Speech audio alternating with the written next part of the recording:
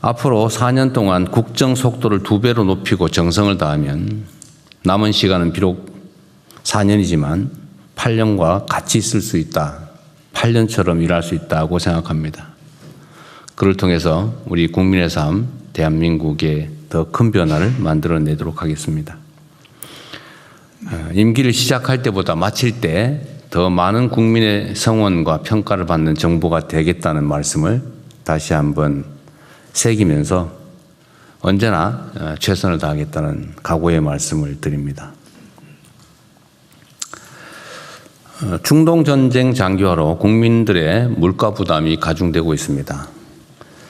석유 최고 가격제 시행 그리고 선제적인 물가 관리를 통해서 상승폭이 상당 부분 낮아진 점은 다행이긴 한데 그럼에도 불구하고 물가 부담은 상당히 있습니다. 물가 상승이 계속되면 취약계층의 충격은 상대적으로 훨씬 더 클 수밖에 없습니다. 또 물가 상승으로 취약계층의 실질 소득이 감소하면 양극화도 그만큼 확대되고 경제 활력도 뒷걸음질 칠 수밖에 없습니다. 물가 안정 없이는 경제 성장도 양극화 개선도 국가의 지속적 발전도 불가능하다는 건 분명합니다. 따라서 실질적 대응책을 조속하게 가동해야겠습니다. 우선 시급한 장바구니 물가 안정을 위해 정부 비축분의 선제 공급, 할인 지원 강화, 할당관세 물량 추가 확대 등 필요한 대책을 각 부처에서 신속하게 추진해 주시기 바랍니다. 누차 강조하지만 매점 매석, 담합 같은 시장 교란 행위는 한 번만 걸려도 회사가 망한다라는 생각이 들도록 철저하게 조사하고 엄히 책임을 물어야 되겠습니다. 물가 관리가 민생 안정의 핵심 전제라는 각오로 각 부처에서 총력을 다해 주기를 부탁드립니다. 한국 국채 외국인 매입이 계속 늘어나네요. 네, 그렇습니다. 꾸준히 늘어나는 것 같아요. 네, 꾸준히 늘어나고 있습니다. 채권에 대해서는 저희들이 이제 선진 국채, 글로벌 국채 지수의 편입됨으로 해서 늘어나고 주식 시장 쪽에서 좀 빠져나오고 하는 그런 현상입니다. 그리고 이 공정위 의제이긴 한데 과징금 불공정행위 신고 포상금 한도를 폐지하고 어떤 10%를 지급한다. 네. 그러면은 예를 들면 내가 땡땡 회사의 그 간부인데 네. 내가 담합을 실행 책임을 졌어요. 네. 그럼 그 사람이 신고하면 어떻게 됩니까? 그 저기 공정거래위원회. 예, 그 지금 이제 내가 예를 들면 이 회사 다니면서 막 담합을 몇 년 하다가 이제 정년퇴직하고 난 다음에 신고했어요. 그럼 포상해 줍니까 안 해줍니까? 그것도 포상의 대상이 됩니다. 그런데 이제 그 담합 가담자 그리고 이제 내부 고발자가 만약에 그 행위를 좀 주도했다든지 아니면 사회 뭐 그 고발 후에 공정위와 협조 과정에서 일부 정보를 누락했다든지 협조 후에도 또 담합 행위를 했다든지 이런 것들을 그게 뭐 제대로 신고하는 게 아닐 테니까 적절하게 감액하면 될 텐데. 감액하는 규정도 있습니다. 하여튼 그 이익이 그 직원한테 기속되는 건 아니잖아요. 예를 들면 그 담합 행위를 내 개인 사업자가 자기가 해놓고 하면은 그건 좀 그런데 회사의 직원이면 주동을 하더라도 이익은 회사에 기속된 거니까. 맞습니다. 그럴 경우에는 포상을 제대로 해주는 게 맞겠죠. 포상할 수 있습니다. 예. 이제 처벌도 감면하고 감면하고요. 예, 예. 제가 우리 국민들께서 들으시라고 말씀드린 거예요. 네, 대통령 이실직고입니다. 우리 공정거래위원장이 이제 출연하신 거지 동원돼서. 네.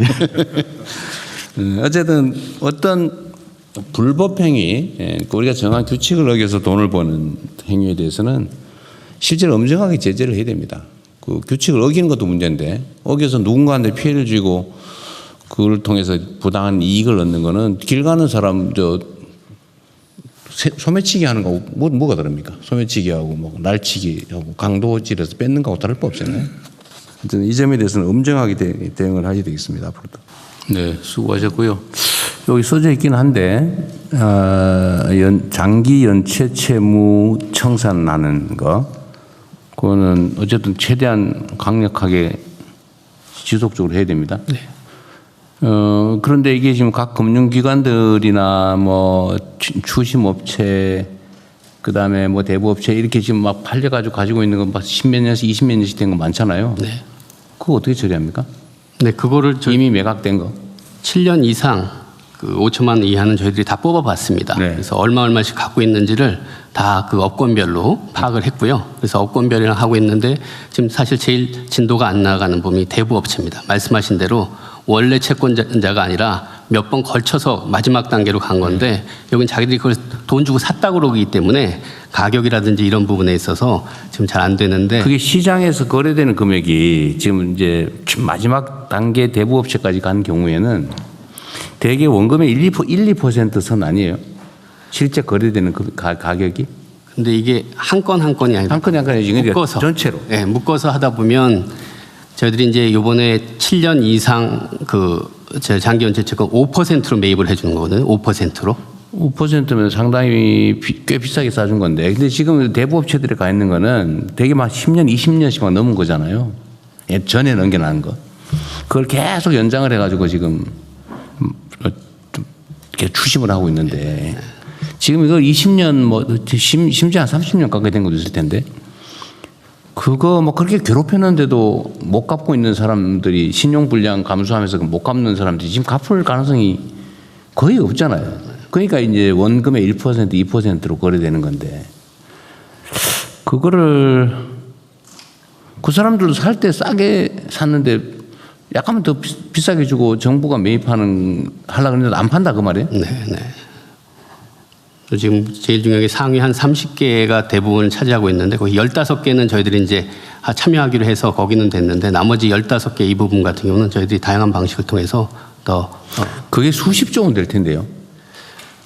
지금 저희들이 이제 16.4조 원이었기 때문에 16.4조 원이라서 아마 대부업권은 한 4점 몇 조 원 정도 제일 많습니다. 아, 전에 내가 알기로는 뭐 그게 장기 연체 채권의 원금 기준으로 한 5, 60조 원 된다 그랬는데 많이 정리된 모양이죠. 네, 네.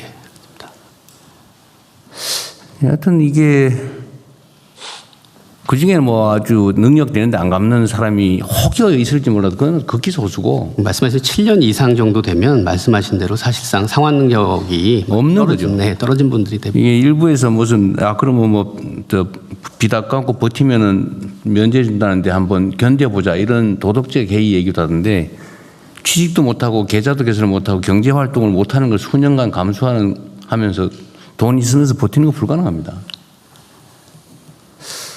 그리고 대통령께서 말씀 주셔갖고 지금 특히 이제 은행권이라든지 제도권 금융 같은 경우는 5년 이상 특수채권 같은 경우는 자기들이 이 7년이 안 됐는데도 소각하는 그런 움직임들도 있고요. 좀 분위기들이 조금 바뀌고 있습니다. 그러면은 금융위 소관인지 아닌지 모르겠는데, 그러니까 이게 제가 그 하나 가지고 있는데 며칠 전에 그 기사를 보니까 일가족이 뭐 자살했다면서요. 근데 그 유서에다가 빚 때문에 죽는다 그랬다면서. 빚 때문에 죽을 정도면 사실 빚 못 갚을 사람이거든요. 가족들 끌어안고 죽을 정도면. 그러면 예를 들면 그런 거는 사실 그 파산 면책을 해줘야 되잖아요. 그리고 그런 정도면 사실 법원에 신청만 하면 다 파산 면책을 해주잖아요. 네. 근데 이 사람이 몰랐을 가능성이 많죠.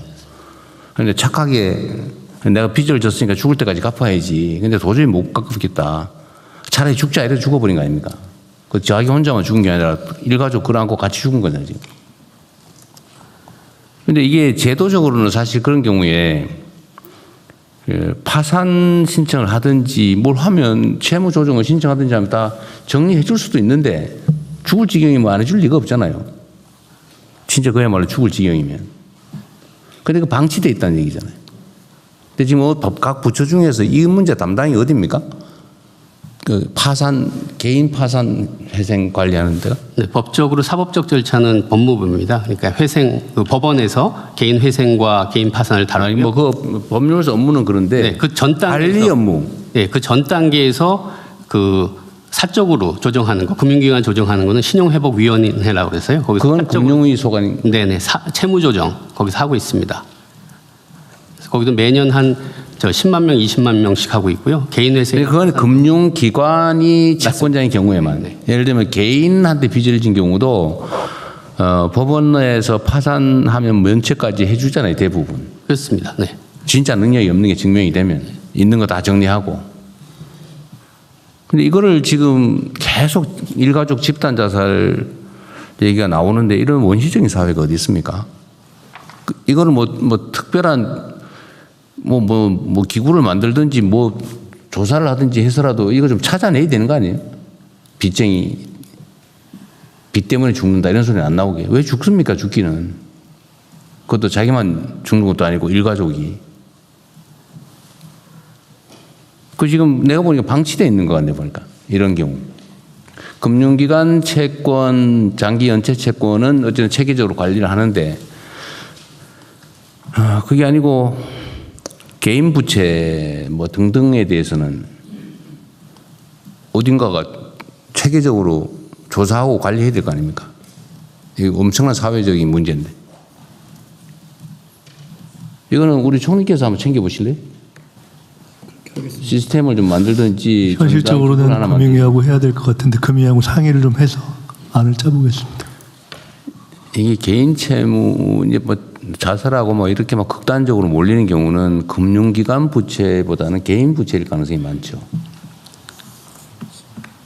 그래서 이제 보통 보면 그 신용회복위원회에 오면 신용회복위원회에서 봐갖고 여기서 할 수 있으면 여기서 하고 그게 이제 말씀하시는 개인 채무라든지 저쪽으로 가는 게 더 효과적이다 싶으면은 저쪽으로 연계를 좀 하고 있습니다. 그리고 이게 실제로 지금 네. 총리께서 맡고 계신 그 자살 연구안 돼 있죠. 네, 자살 문제와도 관련이 있는데 사실 이런 유행이 많거든요. 자살하는 이유가 여러 가지가 있는데 그 중에 빚쟁이 얘기가 상당히 많아 우리 사회에는. 그렇습니다. 너무 가혹해서 그러거든요 이게. 세상에 어느 나라에서 빚 때문에 죽는다 그럽니까? 그건 법원에 신청해서 탕감하면 되는데 면책하고 파산하고 면책하면 되잖아요. 근데 이걸 매우 부도덕한 행위로 나쁜 행위로 자 공격하고 뭐 부도덕하다 그러고 하니까 그냥 끙끙거리다가 죽어버리는 거예요. 이게 비정상이라니까요. 그래서 이거를 뭐 예를 들면 그냥 드림센터처럼 우리가 그런 거 하지 않습니까? 이 먹는 거 굶어가지고 배고파서 죄 짓고 남의 물건 훔쳐서 감옥 가고 그런 거 하지 말자. 그러니까 그건 아무나 주자 그냥. 전국이 수백 개 만들고 있잖아요. 그것처럼 이 빚에 쪼들려가지고 못 살겠다 싶으면 그 신고하면 해결해 주는 그런 뭐 기구를 만들든지 뭐 그런 거 좀 했으면 좋겠어요. 일단 빨리 한번 좀 방안과 현재 상태를 좀 더 점검해 본 이후에 말씀드리겠습니다. 그러십시오. 예. 사중간에 이게 우리나라는 죽는 사람이 너무 많아요. 사고로 죽고 교통사고로 죽고 산재로 죽고 자살하고 물에 빠져 죽고 여름에 재난 문제도 행안부 소관이긴 할 텐데 하여튼 전에 말씀드린 대로요. 맨날 빠진 자리에서 빠져 죽거든요. 네네. 어쨌든 거기는 인력을 뭐 추가 배치하든지 몇 달간 아예 사람을 많이 고용해서 하든지. 네, 그 추가 조치 취했습니다. 근데 며칠 전에 또 뭐 다슬기 죽다 죽었다고 그러던데. 며칠 또 있었습니까? 네. 뭐 완전히 없앨 수는 없는데 어쨌든 이번엔 여름이 좀 더위가 빨리 와가지고 물에 들어가서 예. 빠져 죽은 사람 1명, 다슬기 짚다 죽은 사람 1명 내가 보고서에서 봤거든요. 어쨌든 사람들의 죽음에 대해서 우리가 좀 더 관심 가지고 좀 체계적으로 대응하면 좋겠어요. 각 부처에서 각각의 소관 업무에 대해서. 그 조금 전에 얘기했던 그 자살자 있잖아요. 이것도 사실은 일종의 위기 가구인데. 네. 뭐 배고프다, 뭐 혼자 외롭다, 병들었다 이거는 체크가 되는데 빚져 가지고 끙끙 앓고 있는데 죽어야 되겠다 이런 사람들은 징후나 이런 게 없을까요? 저희가 현재 그 자살 상담센터나 그냥 드린 먹거리 복지 연계를 할 때 그 위기를 촉발한 위험 요인이 뭔지를 파악을 해서 그게 빚이나 금융에 대한 부분이면 신용회복위원회나 아니면 서민금융지원센터라거나 각 부처가 운영하고 있는 취약계층 지원센터랑 그걸 연계해서. 상호 연계하고 있습니다. 그리고 혹시 법무부 있잖아요. 그 지금 벌금 못 내 가지고 환령 유치된 사람들 벌금 대신에 징역 사는 사람들 숫자 혹시 대충 교육장 유치자가 지금 평균 1,550명 정도 됩니다. 1,500명 정도. 예. 한 개 교도소 정도 되네요. 네네. 굉장히 심각합니다. 그래서 이거에 대해서 저희들이 노역장 유치된 사람들 기본적으로 고령이고 노동 능력 없는 거의 이런 분들이기 때문에 노역장 유치 해놨지만 80% 이상이 노역을 못하는 상황입니다. 그 지금 이 제도에서 노역도 못 시키고. 아니 매우 심각합니다. 그래서 가둬놓고 관리하느라고 돈 만들고 있는 그래서 거예요. 노역장 유치도 가스급반이 가능하거나 노역장 유치자 중에서 사회봉사로 좀 대체할 수 있도록 하는 그런 방안도 저희들이 적극 좀 권장하고 있습니다. 사회봉사 활동을 시키는, 그러니까 생산적인 사회봉사 활동을 있잖아요. 네네. 그런 걸 좀 시키고 벌금을 좀 까주는 것도 한번 검토해 보면 좋겠네요. 예, 그래서 좀 제가 취임 처음 그 법무부 장관 취임 후에 이걸 보니까 너무 심각해갖고요. 계속 제도 개선을 좀 해오고 있고 많이 좀 전보다는 강하게 집행을 안 하고 있는데 법률 개정 사항도 있고 또 당사자들이 노역장 유치 대신 사회봉사를 이제 신청을 해야 되고 법원에서 처음에 또 사실 그걸 해줘야 되는데 그것도 저희들이 좀 적극 안 법원이야 하고 형량을 있습니다. 선고 안 할 수가 없겠죠. 네네. 그런데 벌금 빌려주는 저 민간은행 있죠. 벌금이요? 벌금 빌려주는 돈 있잖아요. 그건- 사회운동 차원에서 하는 거 있어요. 그건 처음 들어봅니다. 그 장발장은행이든가? 장발장은행이라고요? 그죠? 예. 근데 내가 장발장은행에 저도 사실은 관계가 좀 옛날에 있었던 사람인데 내가 뭐 이해충돌은 아니고 거기에 예를 들어 벌금 대신 이렇게 대신 벌금을 빌려주는 거죠. 빌려주면 이 사람들이 이제 갚는데 그거를 그 회수율이 상당히 높다고 하더라고요. 네네. 그거 한번 알아보시죠. 네, 하여튼 뭐 적극적으로 저희 그 정 장관님이 아는 사람하고 관계된 사람이 하고 있어요. 네. 그렇습니다. 예. 지금 어쨌든 그 노역장 유치가 굉장히 심각한 문제가 많아갖고요. 전면적인 제도 개편을 지금 뭐 대검과 같이 지금 연구를 하고 있습니다. 왜냐하면 그 차라리 그 벌금을 좀 제도적으로 좀 빌려주고 예, 예. 본인의 의사가 있으면 네. 아니면 뭐 절반이라도 빌려주든지 좀 그게 본인의 의사만 있으면 그죠? 네. 예. 근데 현실적으로는 어쨌든 조금 전에 말씀드린 것처럼 이게 전혀 그 형벌의 효과를 뭐 아무 의미가 얻고 없잖아요. 있거든요. 그러니까 물론 이제 벌금이 형벌의 효과가 있는 사람도 있는데 개인적으로 보면 그 형벌은커녕 오히려 피차간에 부담만 되는 경우가 오히려 많지 않나 싶어요. 참 그 대통령께서 지적하신 것처럼요. 최근에도 노역장 유치를 해왔는데 상당히 그 중증 질환이 있어갖고 병원에 가서 입원시켜갖고 국가가 한 3천만 원 정도 병원비만 들은 사례도 있습니다. 어쨌든 병원에 들어가 있는 경우 기간도 노역장 유치 기간도 쳐주죠. 네, 뭐 그런 이제 현재 구속된 상태니까. 구속돼 있으면 그런 거지. 하여튼 이런 게 이제 불합리인데 하여튼 그거 한번 알아보세요. 장발장은행에 필요하면은 뭐 민간의 모금을 우리는 지원을 해주든지 아니면 뭐 재정적 지원을 해주든지. 네네. 근데 갚는 비율이 높다고 하더라고요. 네. 한번 그럼 점검해 봐 주시고요. 네, 확실히 제도 개선하도록 하겠습니다. 네. 네.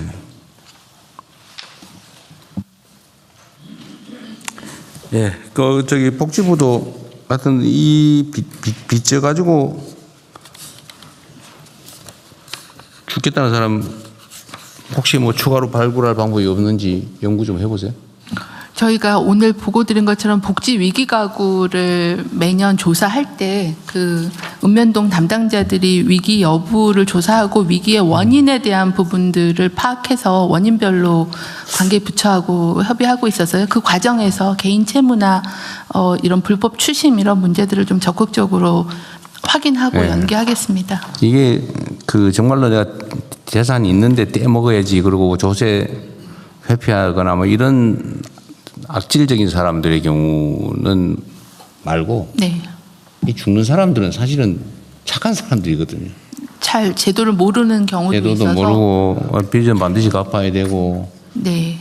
남한테 피해 입혔고 뭐 이런 생각하다가 결국은 그 극단적인 선택을 하는 건데 저희가 또 금융감독원하고 MOU를 맺어서 이런 금융 위기에 대한 대처법에 대한 안내나 교육도 같이 진행하고 있거든요. 그래서 네. 그런 방법을 안내하는 것도 좀 더 활발하게 하겠습니다. 그러니까 저는 개인적으로도 한번 겪어봤던 사람이기도 한데 하여튼 개인 파산을 신청해서 면책을 받는 길이 있다라고 알려줬는데도 그 신청하는 비용이 뭐 한 100몇십만에서 한 200~300만 원씩 든다고요. 그럼 비용, 소위 법무사 비용 뭐 비슷하게. 그냥 그 돈이 없어가지고 또 못하는 경우도 있다고 해요. 먹고 죽을래도 뭐가 없다는 얘기처럼. 그럼 그 파산 면책 처리 비용 지원이라도 뭐 좀 해주든지. 그 지금 법률구조공단에서 일부 제가 정확히는 모르겠지만 일부 하는 걸로 알고 있는데 이 법률구조공단에서 해야 될 것 같습니다. 이게. 네. 예.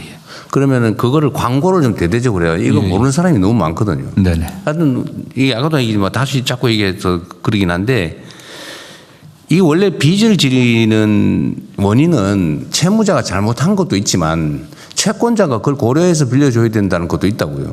그 채권자들은 원래 그 일부는 떼일 걸 각오하고 그게 다 이자 비용이 포함되어 있잖아요. 그래서 능력이 없으면 못 갚으면 면책을 하는 게 원래 상식인데 우리나라는 하여튼 뭐 이상하게 언론들도 뭐 맨날 도덕적 해이 얘기하고 해가지고 빚지면 반드시 죽을 때까지 갚아야 되고 심지어 자손이라도 갚아야 된다 이런 걸 강요한단 말이에요. 맨날 도덕적 해이 얘기하고. 예. 어떤 바보가 그 신용불량에 취직도 못하고 일상생활 못하면서 능력되면서 돈 띄어먹겠어요. 그 상식밖에 얘기거든. 근데 그거 자꾸 그런 걸 조장을 해가지고 빚지면 죽을 때까지 갚아야 된다 이 생각 때문에 그런 제도가 있는 것도 모르고 활용도 안 하고 그러다 결국 죽고 그리고 아주 오랜 시간 경제활동도 못해서 국가적으로 손실 아닙니까? 이 홍보도 좀 국가 그러면 구조공단이 대대적으로 좀 하든지 예. 능력 빚을 져서 갚을 능력이 안 되면 파산 면책할 수 있고 채무 조정할 수 있다. 이걸 대대적으로 알려서 너무 상식적으로 다 그렇게 처리해 줘야 돼요. 네네. 선진국들 다 그렇게 하잖아요. 비용이 필요하면은 저 기획예산청에서 좀 챙겨주도록 하시고요. 예. 하여튼 너무 답답하고 안타까워서 자꾸 많이 얘기하게 됩니다. 지상파 유료 방송사가 지금 허가 기간 만료가 된 이후에도 재허가 절차가 지연돼서 일종의 무허가 상태에 영업을 하고 있었던 거예요? 그렇지 않고요. 뭐 특별법이나 법의 원리에 따라서 행정당국의 그 공백에 의한 그래서 사업자의 책임으로 기소할 수 없는 부분에 대해서는 그 기간 동안 유효하게 진행하는 것으로 하고 그 부분을 또 입법적으로 개선을 또 보정을 했습니다. 소급해서 허가를 해주면 허가 유효 기간은 언제부터 기산되는 거예요? 새로 하는 기간부터 되게 됩니다. 전에 안 했던 그때가 아니고? 예.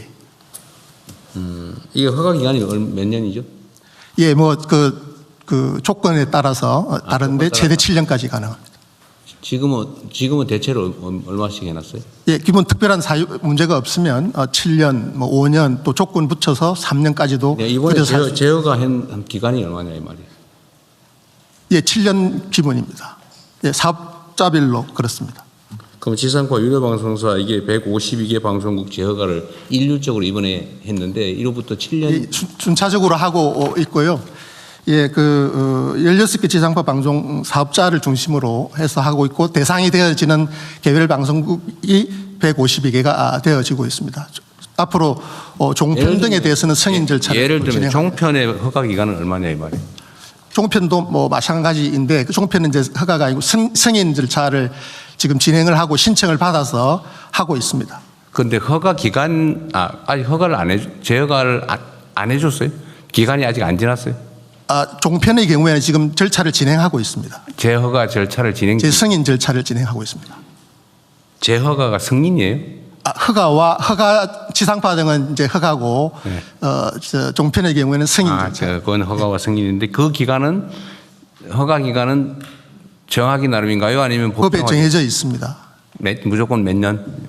예, 조건을 따라서 그리고 그 이동안의 이행 실적에 따라서 다를 수 있습니다. 최대 기간이 정해져 있겠지. 설마 법정으로 몇 년 딱 정해져 있는 건 아닐 것 같은데? 맞습니다.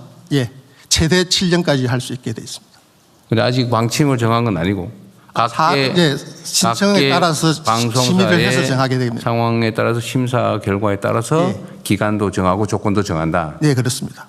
지금 그걸 하고 있는 중이다 그 말이에요? 예, 그 종편의 경우에는 지금 JTBC와 MBN의 경우 신청을 받아서 지금 절차를 진행하고 있습니다.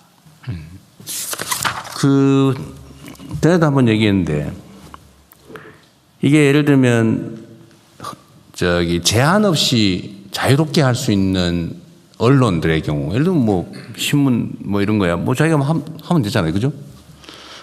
그건 뭐 광범위하게 자유로운 경쟁을 허용해야 될 것 같은데 방송 특히 공중파나 이런 채널 같은 경우는 제한을 해가지고 다른 사업자들이 못 되게 막아주잖아요. 일종의 특허, 허가라고 할 수 있겠죠. 그럴 경우에 보호되는 만큼 책임을 부과해야 되는데, 예를 들면 무슨 정당 기관지처럼 매우 편파적으로 중립성을 잃고 있다든지 공정성을 결여했다든지 이럴 경우에 제재가 있습니까? 예, 그 방송법상 대통령께서 지난하게 말씀하신 것처럼 방송 사업자들은 공적 책임을 이행하는 조건으로 허가 등과 승인을 받아서 방송의 자유를 구가하고 있는 겁니다. 엄격한 조건 하에서 방송의 자유를 행사할 수 있고 거기에 대해서 위반하는 행위들에 대해서는 제재 조치들이 수반되게 됩니다. 어쨌든 국민들의 시각으로 봤을 때 뭐 다 그런 건 아니지만 일부에서 이게 도대체 무슨 특정 정당 방송인지 개인 취향 방송인지도 알 수 없을 만큼 객관성도 없고 허위 사실에 왜곡 조작에다가 이런 걸 상습적으로 벌이면 어떻게 됩니까? 예, 그러니까 방송 심의제도에 의해서 심의를 받게 되고 거기에 대한 제재가 있고 그 제재가 누적되게 되면 방송 재허가와 재승인 과정에서 불이익 조치를 받을 수 있는 그런 메커니즘으로 되어 있습니다. 그런데 이때까지 그 오랜 시간 동안 제재했다는 얘기를 못 들어봤는데? 예, 일부 간헐적으로 이때까지 예를 들면 일부 방송들이 과연 국민들의 시각으로 봤을 때 모든 판단은 국민의 눈높이에서 하는 거 아닙니까? 국민의 시각으로 봤을 때 뭐 충분히 감내할 만한 용인할 만한 중립성, 공정성, 객관성을 가지고 있네 라고 하는 경우가 아니고 정말 해도 너무하네 라고 하는 경우가 없지 않았는데 거기에 따라서 어떤 제재가 있었다는 얘기를 내가 들어본 바가 없었어요. 예, 뭐 그동안 뭐 그게 방송 행정 공백도 있고 그 행정 기구에 대한 정치적 양극화에 따른 여러 가지 뭐 정치 환경 때문에 그리고 행정 환경 때문에 그런 부분들에 대해서 엄격한 공정한 질서 확립에 있어서는 미흡한 면이 없지 않았다라고 생각이 되어집니다. 어쨌든 정말로 냉정하고 공정하게 투명하게 객관적으로 국민 눈높이에 맞춰서 방송통신 행정을 해야 되지 않겠나 싶어요. 국민들이 봤을 때 정말 눈살 찌푸리고 이게 말이 되나 이런 것들이 왜 이렇게 장기간 방치되냐 이 말이에요. 명확하게 법률의 취지와 국민의 눈높이에 맞는 방송통신 행정을 해야 될 것 같습니다. 예, 대통령 말씀처럼 헌법과 법률에 따라서 국민 주권자들이 미디어 주권을 잘 향유할 수 있도록 공정한 질서 조정에 힘쓰도록 하겠습니다. 그럼 꼭 그랬으면 좋겠습니다. 법제처장님. 예. 예를 들면 국가 구성원들 입장에서 자신의 행동의 기준, 예를 들면 그 법률 뭐 시행령 규칙 뭐 조례 다 있을 테고 예를 든다면 판례 또는 아까 얘기한 행정 결정례 아니면 선례, 관행 이런 것들을 원칙적으로는 우리 구성원들이 다 공개를 해줘야 내가 어디에 맞춰 행동할지를 판단하고 또 어떤 행동이 과연 현행 우리 사회법질서 체제에 부합하는지를 판단할 수 있잖아요. 예. 기본적으로 어떤 행위의 기준이나 판단의 기준은 비밀일 수 없잖아요. 그렇습니다. 원칙적으로 국민에게 적용되는 기준. 그런 측면에서 지금까지 사실은 중앙정부든 사법기관이든 자신들의 판단 기준을 잘 안 가르쳐주는 경향이 있잖아요. 지금 정부는 모든 걸 다 지금 공개하는 것으로 바뀌었는데 다만 아직 사법부가 판례 공개, 특히 하급심 판례를 공개하지 않고 있는. 하급심 판결을 공개를 안 하면 법원이 어떤 기준으로 판단하는지를 국민들이 알 수가 없잖아요. 예, 실제로 그렇습니다. 그게 상식적으로 타당한가요? 예를 들면 그 하급심 판결을 공개하지 않는 게? 판례는 공개된 법정에서 공개적으로 이루어진 재판의 결과이기 때문에, 그리고 전 국민의 말씀하신 대로 행동의 기준을 결정하는 것이기 때문에 전면적으로 공개하는 게 맞습니다. 근데 공개를 안 하고 있죠. 아마 지금 부분적으로만 공개를 하고 있고, 공개를 하는 방식도 굉장히 어렵게 해서 사실상 접근이 좀 차단되는. 제가 변호사를 하면서도 그 접근이 잘 안 되던데. 예, 그렇습니다. 그래 막 부탁해가지고 구하고. 예, 그러니까 지금 그 일산에 있는 그 사법연수원, 그 과거의 그 사법연수원 건물 내에서 가서 그쪽 시스템을 이용해서만 검색을 해야 되고, 또 메모 자체도 불가능하게 되어 있습니다. 보기만 해라. 예, 써가지 마라. 예. 외워라. 예, 그렇습니다. 그게 뭐예요, 이게? 그러니까 사건 번호만 확인하라는 식입니다. 예. 그것도 쓰려면 외워야 되는데. 하여튼 이상하죠. 예. 근데 법원에서도 전향적으로 검토를 좀 뭐 할 것으로 뭐 예상되기는 하는데 좀 속도가 굉장히 느리기는 합니다. 법무부는 혹시 여기에 대해서 의견을 지금 뭐 입법을 추진하고 있습니다. 지금 법원행정처와 법무실이 민사 판례 같은 전면적 공개 관련해 갖고 상당한 그 의견의 접근을 보고 있고요. 거의 개인정보 핑계를 많이 대죠. 예, 그렇기 때문에 이제 그 부분은 어떻게 익명화 하면 되잖아요. 맨날 A, B, C, 예, 그렇습니다. KFG 하면서. 네. 조만간 어쨌든 통과를 입법을 할수 있다고 해야 될 것 보겠습니다. 같고요. 네. 하여튼 정부의 선례나 판단 기준은 다 공개돼 있다면, 그래서 가기부 장관님, 이제 법제처 직원들이 이걸 이제 질문이 들어오면 이런 걸 다 모아가지고 자기의 전문 지식을 동원해서 판단을 해서 알려주는 거잖아요. 예, 그 자문제도가 그렇습니다. 네, 그런 거잖아요. 물론 그것도 필요한데, 그 법제처의 그 직원들 입장에서 보면 그걸 다 외우거나 뭐 어쨌든 뭐 검색기를 동원해서 다 찾거나 이렇게 해서 자기의 전문 지식을 적용해서 의견을 정리하는 거 아니에요? 예. 요즘은 이런 건 다 인공지능이 하면 되는 거 아니에요? 물론 최종 검수는 사람이 해야 되겠죠. 저희가 그 국가법령정보센터 지금 그 국민들이 일일 평균 한 80만 명 가량 이용을 하고 있는데, 거기에 지금 이 법령 관련 모든 정보들을 다 집어넣어놨고 현재 그 AI 전환 사업을 추진 중입니다. 그래서 아마 내년 한 7월경에는 시범적으로 그 임의어로 물었을 때 관련된 법령 관련 모든 정보들을 이게 제공받는 시스템을. 그게 이제 행정 시스템인데 내년 7월쯤 어쨌든 이 인공지능을 활용한 검색 시스템을 이제 국민에게 제공할 계획이다 그 말이잖아요. 네, 그렇습니다. 그런데 가기부 장관님 좀 어떠세요? 지금 현재도 그냥 프로그램 적당히 만들면 지금도 별 무리 없이 할 수 있는 일 아닌가요? 적용은 할 수 있는데, 그러니까 사실 지금 이제 이 법률 관련해서 검색되는 이제 AI 시스템이 키워드 베이스로 좀 되어 있습니다. 그래서 지금은 이제 글자 놓고 검색하는 거죠. 그거 말고 예를 들면 키워드 가지고 어떤 질문이 들어오면 그 질문을 이제 넣어가지고 이 질문에 대해서 답을 네가 정리해봐라 그러고 그때 나오면 이제 사람이, 왜냐하면 이제 그것도 약간 차고 있을 수 있으니까 그 사람이 검증을 해서 확인하는 과정을 거쳐야 되는데 지금은 사람이 하고 있잖아요. 검색기를 넣어가지고 인공지능 검색이 아니고 그냥 그 논리 검색만 하는 거 아니에요? 그러니까 그 지금 이제 법제처든 그 법제처 안에 이제 그 생성형 AI 지금 공개된 모델들이 있습니다. 그걸 가지고 적용해서 일부 추가 이제 학습을 하게 되면은 지금 대통령이 말씀하신 것처럼 그냥 말하듯이 이제 질문하고 답을 쉽게 얻을 수 있습니다. 아니, 그러니까 예를 들면 민원이 들어오면 민원 서류를 그대로 입력을 해가지고 스캔해가지고 스캔하면 저기서 다 읽잖아요. 뭐 스캔해서 그것들이 이제 AI가 읽을 수 있는 형태로 이제 읽어서 거기에서 답을 하라는 그 프로그램을 지금이라도 만들어서 쓸 수 있지 않느냐 이 말이죠, 내 말은. 지금도 충분히 적용 가능합니다. 근데 내년 7월까지 갈 필요가 있냐 그 말이지, 내 말은. 아마 지금 이게 이제 우리가 일하는 방식이 그런데 뭐 그거 잘못했다는 얘기 아닙니다. 이제 우리가 이제 이것도 이제 전면적으로 바꿔야 되는데 뭘 하려 그러면 업무 용역 이런 일을 해도 되나? 돈 얼마 드나? 그 다음에 한 다음에 이걸 다시 용역을 주어가지고 판단을 받은 다음에 그래야 책임을 안 지니까 그 다음에 이걸 다시 또 맡겨. 이거 행정 절차에 한 1년 걸리는 거거든요.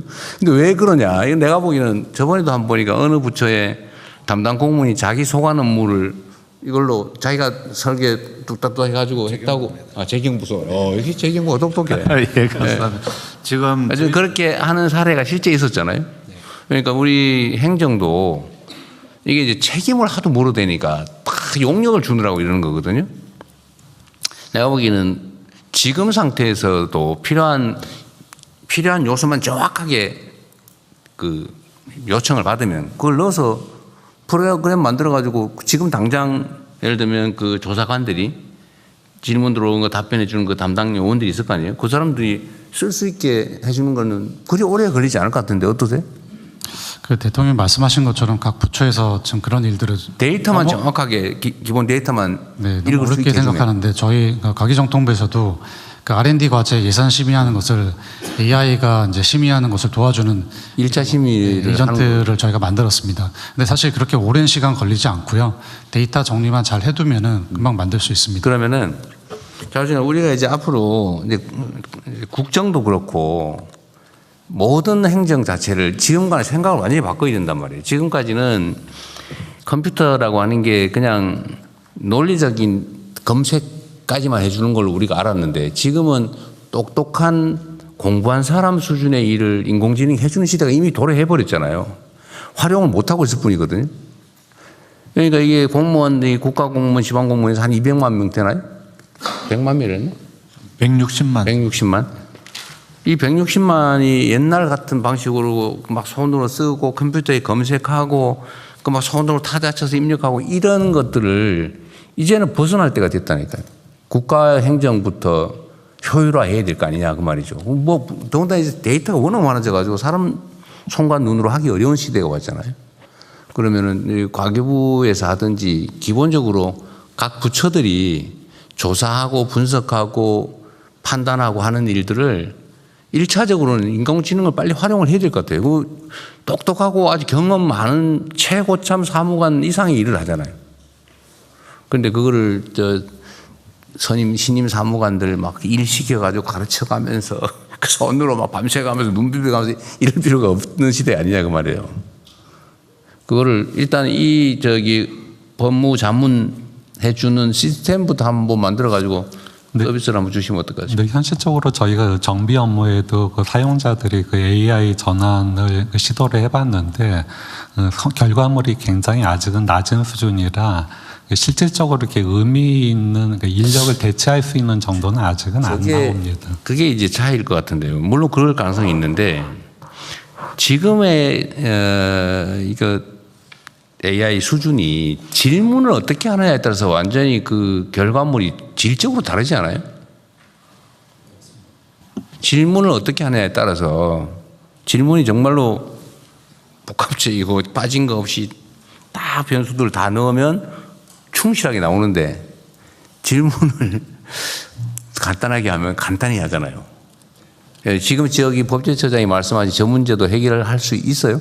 지금 법제처장님 얘기하신 내용들은 사실 지금 AI가 좀 어느 정도 그 기본적인 지능을 갖추고 있고, 그러니까 거기에 이제 법제처의 데이터들을 잘 정비해서 넣어야 되는데 아마 그 데이터 그 정비 과정에서 좀 시간이나 좀 수준 차이가 좀 있을 수 있을 것 같습니다. 데이터를 완결적으로 다 접근할 수 있게 해놨느냐가 첫째 문제일 거고, 네, 맞습니다. 두 번째는 그거를 어떻게 읽고 분석할지의 기준을 다 잘 설정을 해줘야 되는데 그게 약간 부족할 수도 있고, 이 두 가지가 겹치면 약간 부실한 결과가 나오겠죠. 네, 맞습니다. 그래서 저는 그 법제처랑 저 같이 이제 좀 이런 어떤 데이터 정비 작업을 한번 해보시죠. 빨리 좀 일단 요거부터. 지금은 이제 사실 예전에는 또 AI에 그 맞게 또 다 이렇게 이 데이터를 다 정비를 했었어야 되는데 이제 AI가 이제 알아서 그런 다 읽을 수 있습니다. 읽을 수 있는 형태로만 전환이 되면은 그 쉽게 학습을 시킬 수 있습니다. 그래서 그 논의를 좀 같이 하겠습니다. 그것도 진행 중이긴 합니다. 문제가 있으면 변형도 좀 해야 될 거고요. 네, 데이터처장입니다. 네. 그냥 마저 진행하십시오. 아닙니다. 말씀을 좀 드리려고 합니다. 네. 지금 대통령이 말씀하신 게 법제처 문제랑 연관이 된 건데요. 저희가 이제 통계가 있고 그 비정형 데이터들이 있습니다. 정책 자료들이 다 비정형 데이터들인데 그거를 지금 AI 데이터화를 해서 각 부처별로 관리를 하는 게 지금 필요를 하고 그걸 위해서 지금 범정부 관리 체계를 저희가 지금 검토를 하고 있습니다. 근데 저희가 데이터처가 먼저 선도 모델로 해서 저희가 한번 하려고 좀 준비 중인데 그걸 하기 위해서는 표준화를 해서 그 기준을 만들고 그리고 관리 체계를 따로 만들어서 그 관리 기법이 있습니다. 데이터 중심 AI라고 하는 그 관리 기법인데 그 기법을 중심으로 해서 각 부처의 데이터를 전 부처 전체로 해서 효율적으로 관리하는 그런 체계를 만들어서 준비를 하겠습니다. 그런 거죠. 우리는 이제 예를 들면 전자계산기를 주면 더하기 빼기 곱하기 나누기 뭐 거기다 적당히 쓰는데 공학도들이 쓰는 전자계산기를 줘도 저 같은 사람 못 쓰거든요.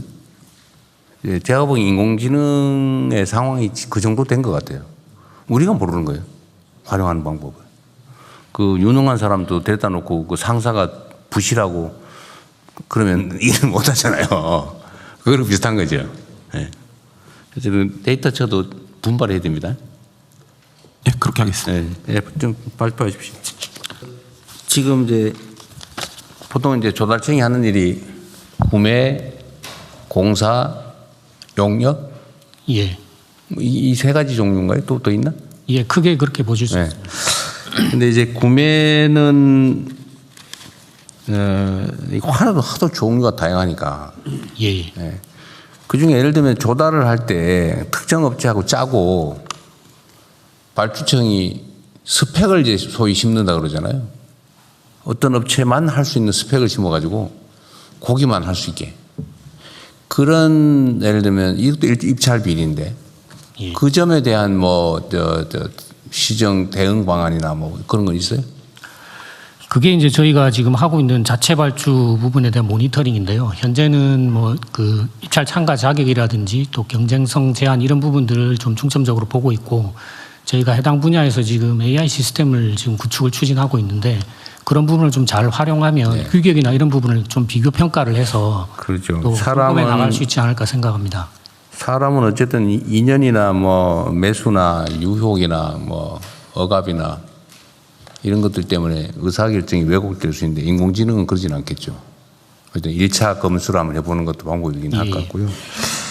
그다음에 예를 들면 지방정부들이 또는 지방정부나 뭐 공기관들, 공공기관, 공기업 이런 데가 하는 걸 감시를 한다 그렇게 말씀하신 것 같은데 예. 조달청 자체는 그런 위험이 없습니까? 저희가 뭐 그런 부분이 없다고 말씀드릴 수는 없을 것 같습니다. 신경을 좀 써야 될 것 같아요. 예, 저희 내부적으로도 감사 감찰 기능 등을 활용해서 좀 철저히 좀 하시도록 하고요. 그렇게 하겠습니다. 어쨌든 일선에서 그런 지적들이 많단 말이에요.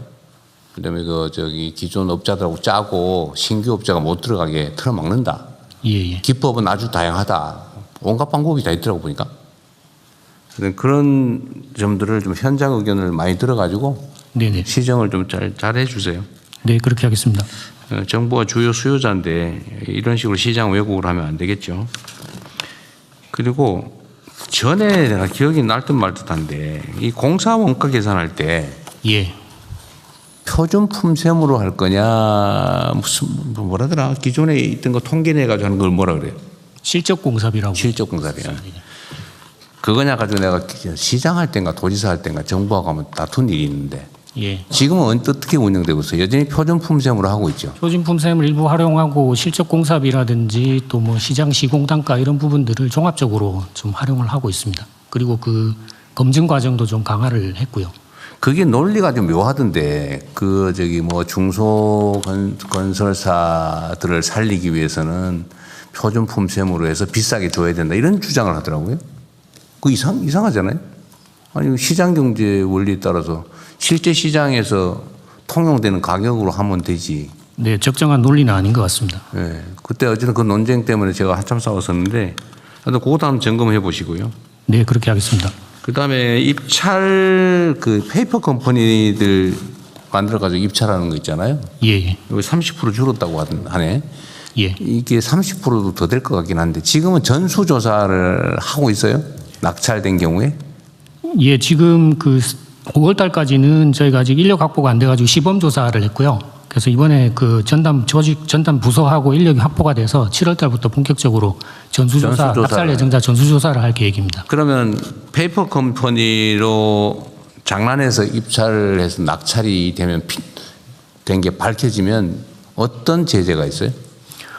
그거는 일단은 그 계약을 그대로 진행할 것인가 여부는 판단을 해서 저게 문제가 있다고 아니, 생각하면 페이퍼 컴퍼니라고 하면 당연히 그건 박탈이죠. 예. 박탈 외에 추가의 제재가 뭐냐 이 말이에요.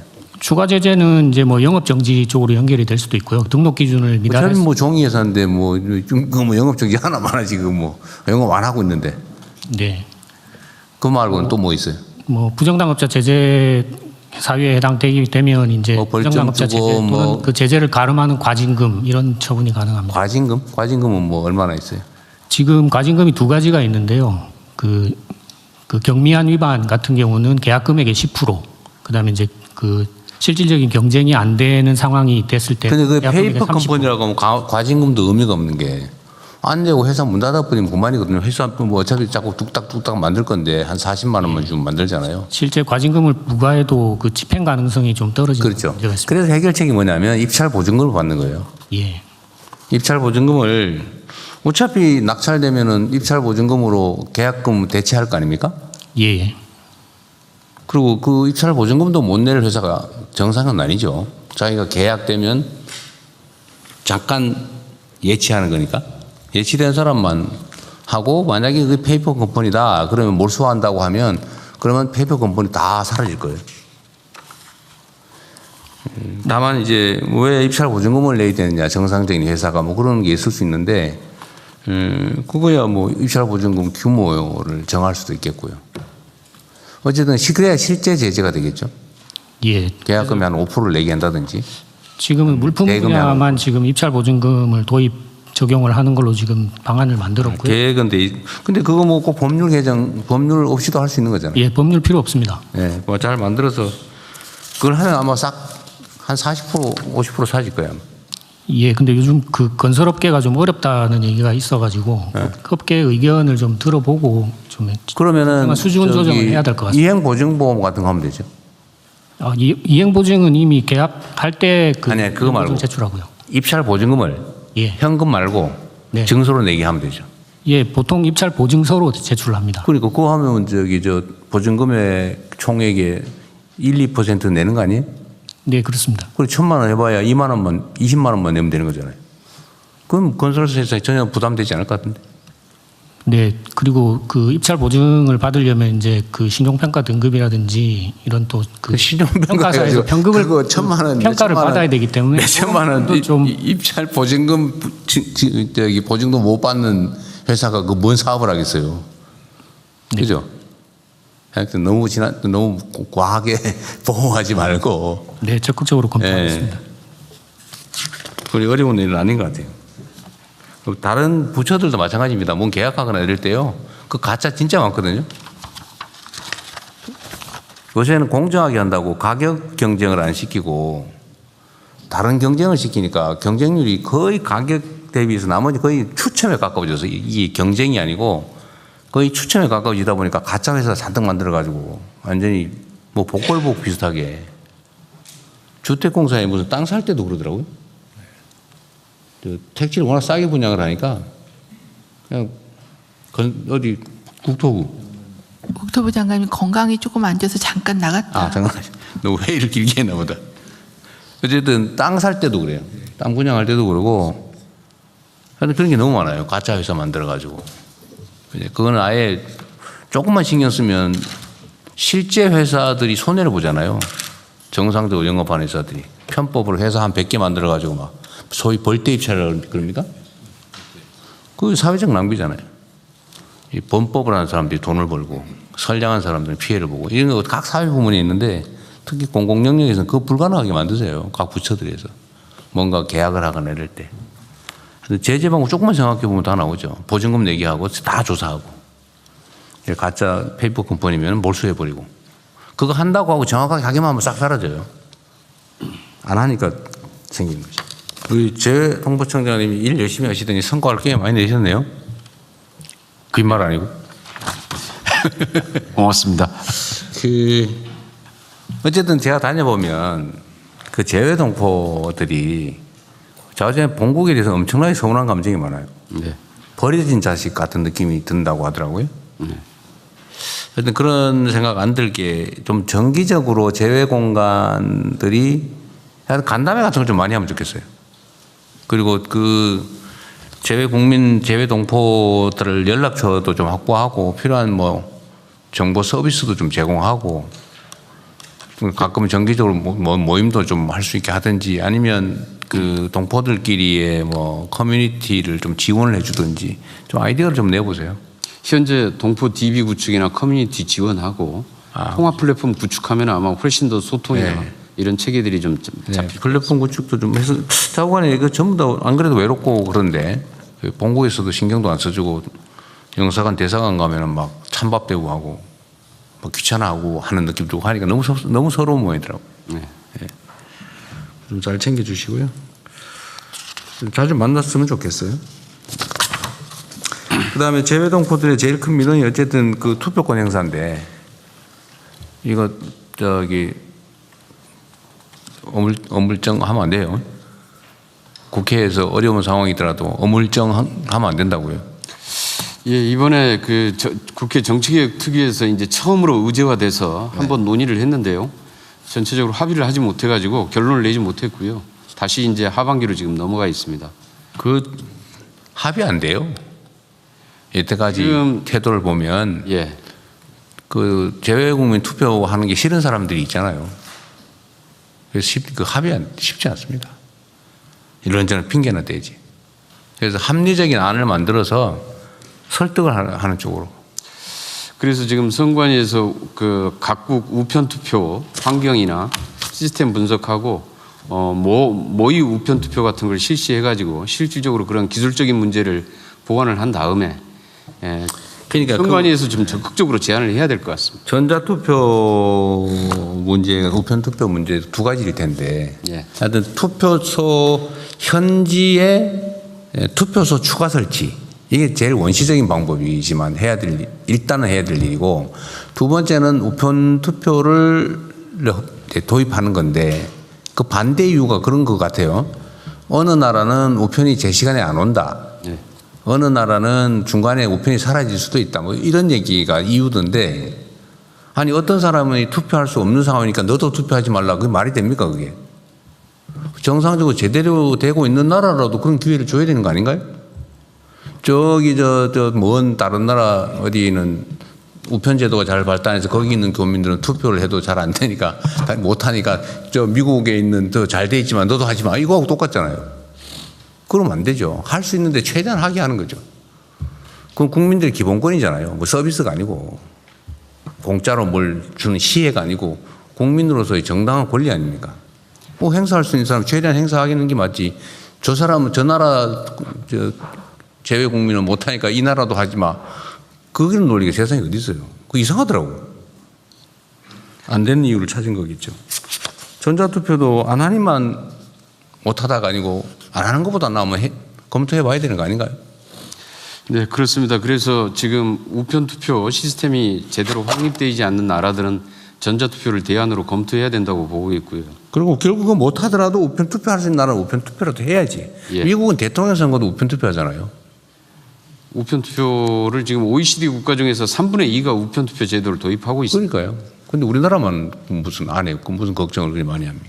우리나라도 지금 부분적으로 우편투표나 지금 그 선원들, 원양어선 선원들, 그 팩스투표 이런 거 지금 도입을 하고 있거든요. 네, 그래요. 근데 이걸 이제 재외동포로 확장하는 문제인데 이 부분에 대한 좀 합의가 이루어지지 않고 있는 거죠. 제가 얘기하잖아요. 합의 끝까지 안 될 거라니까. 그 합리적 이유가 있어서 그런 게 아니라니까요. 그러면 설득하고 안 되면은 합리적인 아니면 책임을 지는 거죠. 그게 권한이죠. 모든 걸 합의로 처리할 것 같으면 그 뭐하러 선거에서 열심히 뽑습니까? 합의를 해보고 소수 의견을 존중하되 영 안 되면 다수 의견에 따라서 처리하는 게 그게 민주주의 국가죠. 나쁜 짓 하면 국민이 책임을 묻고 판단하겠죠. 그죠? 네. 아니 뭐 우리 청장님이 잘못했다는 얘기 절대 아닙니다. 네. 그 병무청에 하나 물어볼 게 있는데 그 이게 요즘은 어떤지 모르겠는데 입대하려고 대기하는데 특히 대학생들 같은 경우에 이제 휴학하고 복학하고 이런 기간을 맞춰야 되는데 그 입대를 하려고 해도 할 수가 없어가지고 대기 기간이 너무 길어가지고 그 학업 그거하고 맞추기가 어렵다 이런 민원들이 있었는데 요새는 어떻습니까? 네, 예전에는 입영 적체 때문에 문제가 심각했는데 지금은 그런 부분은 없습니다. 다만 본인이 원하는 시기에 갈 수 있어요? 네, 본인이 원하는 시기에 다 그 학기에 맞춰서 가다 보니까 그런 문제가 있는데 연관으로 보면은 전체적으로 입영 적체는 없다고 보는데 다만 시기에 대한 부분은 조금 조정이 필요합니다. 여튼 그 문제가 예를 들면 이제 군의 수요하고 이제 입영 희망하고 이게 미스매치 되는 경우가 있겠죠. 근데 뭐 어쩔 수 없는 부분도 있겠지만 하여튼 학생들 특히 휴학생들이 그 학기를 맞춰야 되니까 안 그러면 6개월 1년을 소위 말하면 꿇어야 되잖아요. 하여튼 그런 일이 안 생기게 최대한 조정을 좀 많이 해 주시면 좋겠어요. 네, 국방부랑 협의해서 입대 계획을 좀 조정을 하고 있습니다. 아, 예.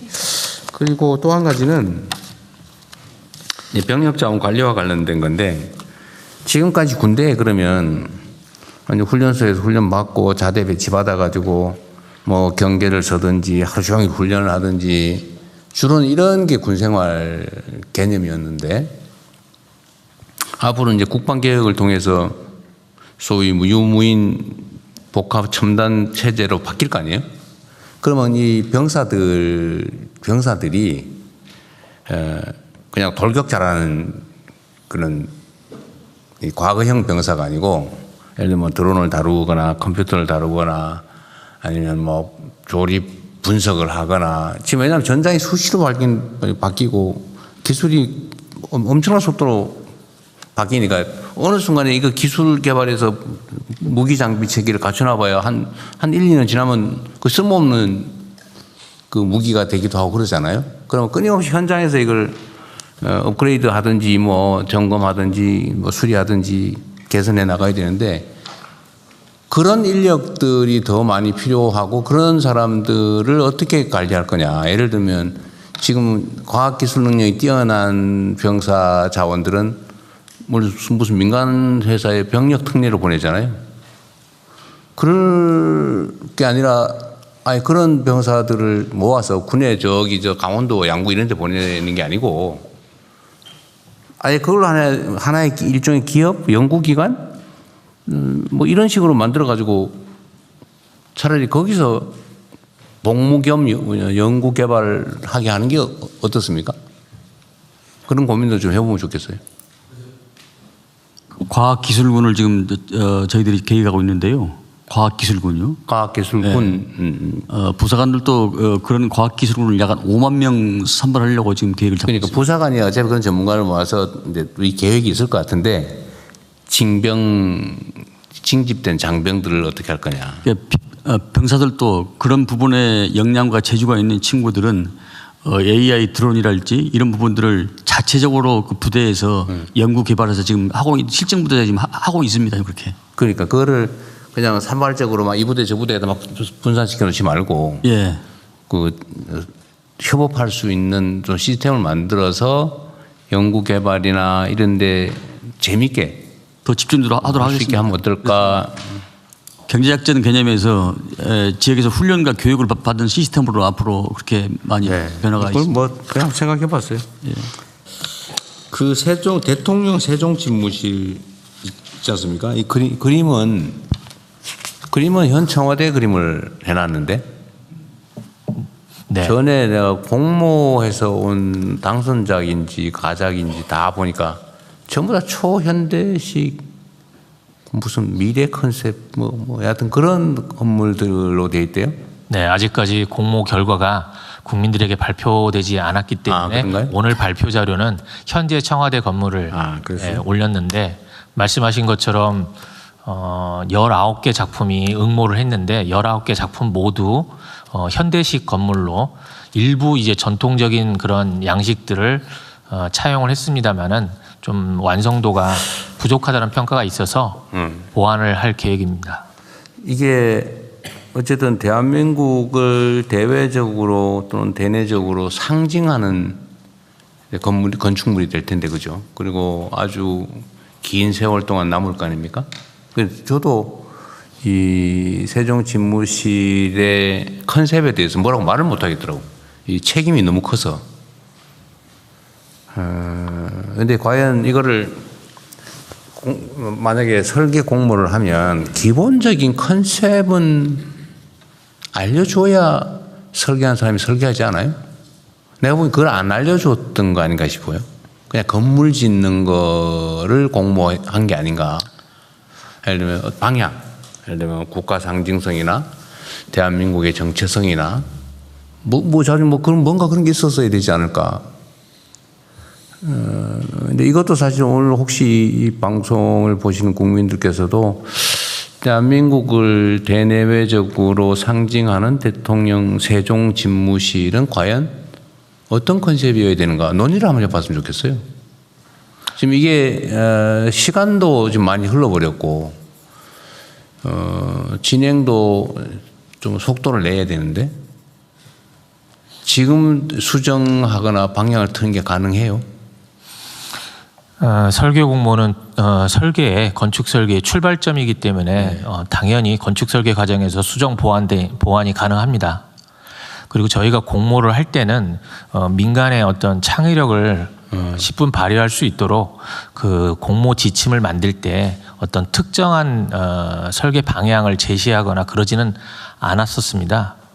근데 아무래도 이제 설계 공모를 하면서 심사위원들의 평가가 완성도 측면에서는 조금 부족하다. 그리고 전통적인 내용이 좀 더 많이 들어갈 필요는 있어 보인다. 그것이 우리 국가 상징 건축물이기 때문에 그러하다라는 의견이 있었기 때문에 앞으로 설계 과정에서 그 부분을 집중적으로 보완할 계획입니다. 야간 지연되지 않도록 속도를 내주되 뭔가 대한민국의 상징 건물로서의 좀 콘텐츠가 있어야 되지 않을까 하는 게 내 생각인데 나도 참 말하기 되게 부담스럽거든요. 전문가들의 평가. 다른 건 내가 막 얘기하는데 부담이 없는데 이거는 글쎄 이게 대통령이 다음에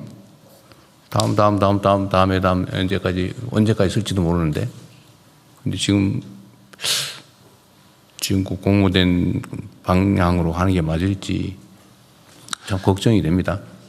전문가를 중심으로 해서 또 의견을 더 추가적으로 듣고요. 그러고 우리 국민들 일반 국민들의 의견 정서도 중요하죠. 네. 하다못해 지금 청와대 대통령실을 지금 청와대라고 또 대외적으로 블루하우스라고 이렇게 이미 전 세계적으로 호칭하고 있는데 새로 짓는 추가되는 거죠. 세종 집무실이니까 뭐 우리가 옮기면 그게 주된 사무실이 될 수도 집무실이 될 수도 있지만 거기에 어떤 게 담겨야 될지는 정말 고심을 해봐야 될 것 같아요. 너무 늦지 않게. 네, 그렇게 하겠습니다. 한번 뭐 국민 의견을 공모를 한번 해보든지. 어떤 설계기를 계속 변경해 간다고 하니까. 저희 내부적으로 국민 자문단을 운영하고 있기 때문에요. 그런 국민 자문단 의견을 조금 더 들어보고. 그 국민 자문단에 대한민국 대통령 직속 건축위원회는 왜 안 넣었어요? 일반 시민들을 대상으로 해서 국민 자문단을 구성을 했습니다. 그리고 전문가들은 건축위원회라고 하는 게 대한민국의 주요 건축 정책을 감당하는 위원회인데 네. 거기 의견도 들어보는 게 나쁘지 않았을 것 같은데 거기 빠져 있더라고요. 네. 한번 물어보세요. 하겠습니다. 거기도 물어보고 아니 그게 국가 건축을 담당하는 전문가들이라고 모아놓은 대통령 직속 위원회잖아요. 네. 거기도 무관하지 않을 것 같은데. 예. 일반 국민들 말씀도 한번 들어보시고요. 어쨌든 현대차 그룹에 투자를 유치한 건 잘하신 일이고 현대차 그룹에도 감사 말씀을 드려야 될 일이죠. 여기는 이제 현대차 그룹 말고 이제 여기 관련된 회사들 유치도 중요한 과제가 되겠죠. 네, 그렇습니다. 그리고 여기 원래 새만금이 중국하고 우리 교차 투자하기로 했던 지역이죠. 한중 산업협력단지 부분도 지금 실무적으로 좀 논의 진행 중에 있습니다. 저번에 중국 갔을 때 시 주석한테 이 얘기를 했는데 자기들도 적극적으로 검토하겠다고 했었는데 네. 그거에 진척이 좀 있나요? 지금 그 새만금에는 6개 정도 그 중국 기업이 들어와 있는데요. 아까 말씀드린 것처럼 추가로 실무적으로 좀 논의를 진행을 하고 있습니다. 실제 구체적인 뭐 기업들이 협의가 돼요? 아니면 그냥 관청끼리 하고 있는 얘기예요? 아직은 구체적으로 뭐 예를 들어서 입주 계약을 한다거나 그 정도까지는 아니고요. 아니, 얘기한다는 상대가 누굽니까? 그 중국에 있는 기업들인데. 아, 기업들인데. 예, 아직 구체적으로는 것도. 네. 어쨌든 뭐 중요한 터전이니까 잘 관리하시고요. 여기가 지금 지금 매립이 지금 안 된 데가 얼마 정도 돼요, 전체? 새만금의 전체 면적이 409제곱킬로미터인데요. 현재 새만금 기본계획에 의하면은 2050년까지 240.5제곱킬로미터를 매립하도록 되어 있습니다. 그러니까 그런 목표에 근데 지난번에 이제 2월달에 전북 그 토론회에서 그 국토부 장관께서 이걸 2040년까지 196.5제곱킬로미터로 좀 축소하겠다는 것을 말씀을 하셨는데요. 그 이후로 저희들이 국토부하고 이제 협의를 해서 35년까지 좀 단축시키고 매립 면적도 좀 더 축소하는 걸로 지금 논의 중에 있습니다. 그거 전에도 한번 내가 타운홀 미팅 때 얘기했지만 거대한 목표를 세워놓고 지금 벌써 30년이 지났는데 앞으로 또 20년 후 50년이면 몇 년이? 25년 후인가? 그거 안 되거든요. 그 희망 고문이잖아요. 그래서 실현 가능한 때까지 정확하게 한정을 하고 거기에 또 집중 투자해서 좀 실현을 해야지. 그림만 잔뜩 맨날 그리고 이 대통령 선거 할 때마다 맨날 이것 때문에 논쟁이 나오고 그렇게 세월 보내지 않았으면 좋겠고요. 가능한 범위 내에서 실현 가능한 범위 내에서 확실하게 계획해서 신속하게 좀 하면 좋겠고 또 한 가지는 그 매립 원래 이걸 매립해 가지고 농지로 쓰려고 그랬잖아요.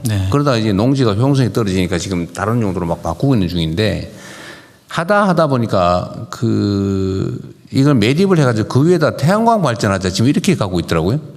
그런 지역도 있죠. 사실상 매립을 한 지역에 그 태양광을 하는 건 아니고요. 그 이제 방조제로 가둬놨기 때문에 물로 돼 있는 부분도 있지만 자연적으로 노출지가 있습니다. 거기다가 이제 육상을 하겠다는 얘기입니다. 그러니까 물이 안 차는 지역. 예, 그렇습니다. 근데 이거는 수상 태양광을 해도 될 일인 것 같아요. 뭐 매립을 한 다음에 거기다가 그러니까 그런 점들까지 다 고려를 좀 해서 매립을 좀 최소화해서 빨리 끝내면 좋겠고요. 예, 그런 방향으로. 차라리 거기에 매립에 들어갈 예산을 실제로는 그 지역 개발에 쓰는 게 훨씬 낫겠다는 생각이 어쨌든 기본적인 방향이고요. 또 한 가지는 거기 물이 자꾸 썩어서 추가로 이렇게 물 소통 뭐 시킨다고 하는 거는 그거 어떻게 됐어요? 현재 배수 관문이 2개가 있는데요. 그거를 한 15개 정도로 이제 이제 늘리고. 방조제 제방을 헐어가지고 이제 관문을 만들어야 되는 거죠? 방조제에 이제 배수 관문을 만드는 거고요. 그걸 더 늘리는 거고, 그 다음에 이제 조력 발전하는 거, 그걸 지금 연구 중에 있습니다. 그것도 참, 방조제 다 지어놨다 이제 뚫어가지고 해수 유통을 해야 지금 물이 안 썩는 거죠? 네, 그렇습니다. 그런 방향으로 지금 하고 있습니다. 하여튼 뭐든지 좀 실현 가능한 방안으로 신속하게 끝내도록 합시다. 네, 다음에 마지막이 해양경찰청. 해양경찰청 왜 이 직제순상 마지막이에요? 예, 그렇습니다. 아니 생긴 지는 오래됐는데 왜 늦게 됐지? 이게 새만금청 나중에 생긴 거 아니에요? 좀 억울하지 않으세요? 청도 직제순상 맨 꼴치고 그러면 좀 그러지 않나? 네. 안 억울한 모양이네. 네. 자, 말씀하십시오. 예, 해양경찰청을 특별히 사랑해 주셔서 감사드립니다. 예, 보고드리겠습니다. 해양경찰청 소관 국정성과를 보고드리겠습니다. 국민의 생명과 안전이 최우선이라는 국정기조에 따라 촘촘한 안전관리로 해양사고 예방에 총력을 기울이고 있습니다. 정부 출범 이후 해양사고 인명피해는 22% 감소하였으며 특히 낚시어선 사망사고를 제로화하였습니다. 그동안 인명사고가 집중되었던 2월과 3월에 해양안전특별관리기관을 운영하여 인명피해를 크게 줄였으며 어민 안전교육을 확대하고 선박 불법 개조, 무면허 등 안전저해사범을 집중 단속하였습니다. 갯벌, 방파제 등 위험해역에 출입 통제구역을 확대하고 제주 해양특수구조대를 신설하여 현장 대응 역량을 보강하였습니다. 앞으로도 우리 해양경찰은 출입 통제구역 과태료 상향에 따른 홍보를 강화하고 7월 1일부터 모든 어선에 구명조끼 착용이 의무화됨에 따라 구명조끼 착용을 생활화하겠습니다. 전 연안해역에 교통관제를 확대 운영하고 연안순찰 드론을 도입하는 한편 연안안전 지킴이 찾아가는 연안안전 교실을 운영하여 해양사고를 감소시켜 나가겠습니다.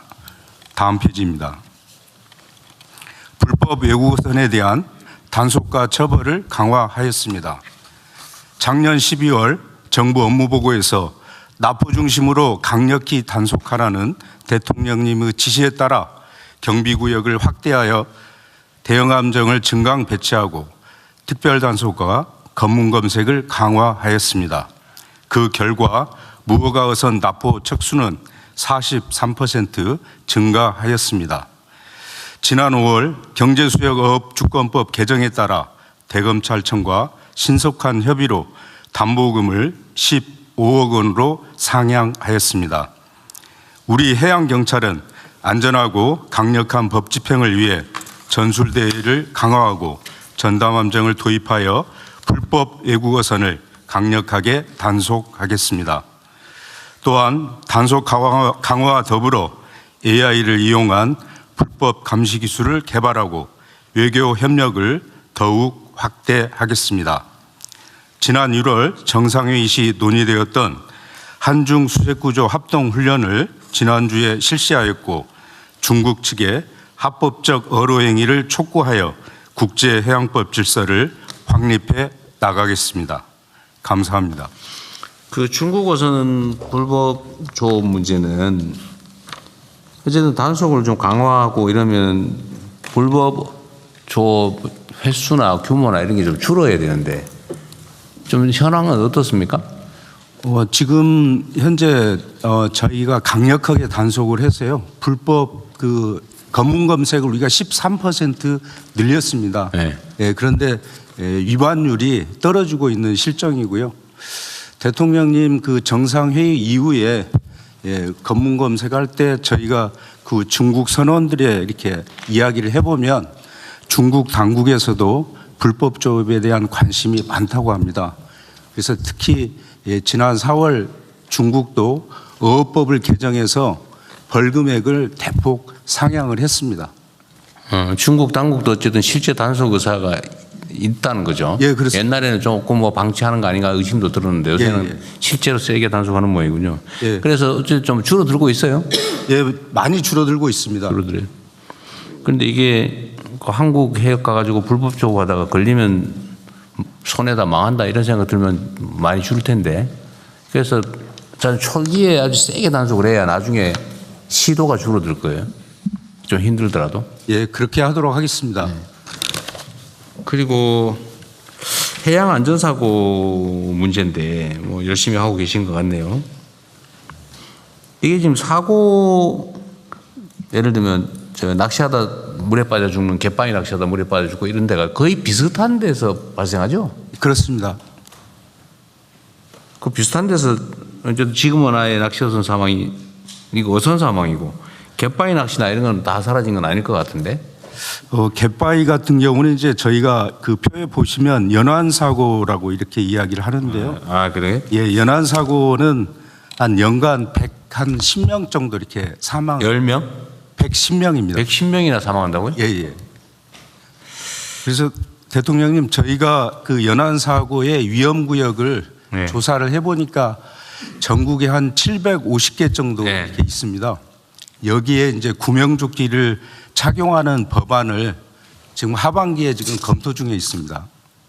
예, 어쨌든 그런 것도 좀 하고 예를 들면 그 사고를 인명사고 아까도 얘기했지만 사실은 이게 안 죽을 사람이 너무 많이 죽는단 말이에요. 그 똑같은 장소에서 똑같은 유형의 사고가 계속 지속적으로 발생하는 거는 사실은 궤도 감시 당국의 책임이죠. 예. 뭐 그건 충분히 방어할 수 있을 텐데 문제는 이제 인력 예산 뭐 이런 거 아닐까 싶긴 한데 필요하면은 그것도 사고 나는 시기가 또 비슷할 거 아니에요? 예, 시기는 특정 이제- 시기에 집중해 가지고 뭐 감시단을 좀 추가하든지 뭐 구체적인 방안을 좀 내보십시오. 예, 연안 안전 지킴이를 저희가 194명을 지금 가지고 있는데요. 이걸 한 300명 정도 이렇게 해가지고 더 촘촘하게 관리를 하려고 하고 있습니다. 300명이면 그걸 상시 고용으로 300명으로 늘린다고요? 예. 좀 너무 심한 거 아닌가? 194명인데요. 지금 현재 현재 194명이라고? 예. 아까 94명이라고 그런 것 같아서. 하여튼 효율적으로 인력을 쓰는 방안을 강구를 해보세요. 이게 맨날 일상적으로 연중으로 벌어지는 일은 아닐 거거든요. 예를 들면 그 계절이 있을 거 아니에요. 계절 동안에 특별한 수요에 대비하기 위해서 좀 인원을 평시보다 보수를 좀 추가로 주면서 단기로 쓰든지 이렇게 해야지 공무원 수를 막 늘려놓으면 나중에 큰 정부 만들었다고 욕을 먹게 돼 있어요. 그런 것도 좀 감안하십시오. 예, 검토를 하도록 하겠습니다. 행안부나 아니면 뭐 재경부에서 관리하나요? 인건비는?